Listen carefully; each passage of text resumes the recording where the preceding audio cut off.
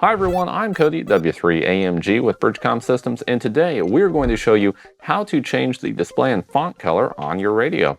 This is really quite simple, so go ahead and take your programming cable, plug it into your computer here. Now you can do this from the front panel. If you want to, you can totally do it that way. A little bit easier on the computer, so we'll show you how. Go ahead and plug in your cable to your radio. There we go, just like that. Now we're going to jump over here to the CPS. There we go. Now go ahead and read from your radio. Now I have already done this, so we're going to skip ahead. Next, go to optional settings. From here, you can click on display.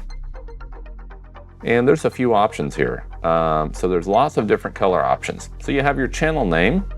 We just have that set on white right now. You can channel A and channel B, you can have different colors. So we could change these. Let's say we wanted this one to be green and channel B.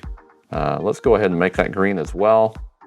You can change these to your heart's content. Now here's the zone name color.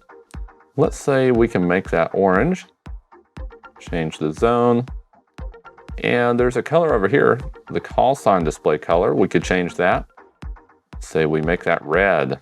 Obviously you may want to play around with these. And you can also change your background picture. So depending on what your background picture looks like, that may influence what color you actually make the text. So we're going to leave that alone for now and go ahead and click OK. Now at this point, just go ahead and write this information back to your radio.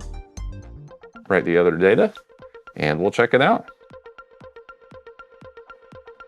There we go. Wait for the radio to boot back up here. Awesome, check it out. So now we have our different colors. We have our colored channel and then the zone down below here. So that is awesome, being able to change that and pairing that with a custom background. It looks really good.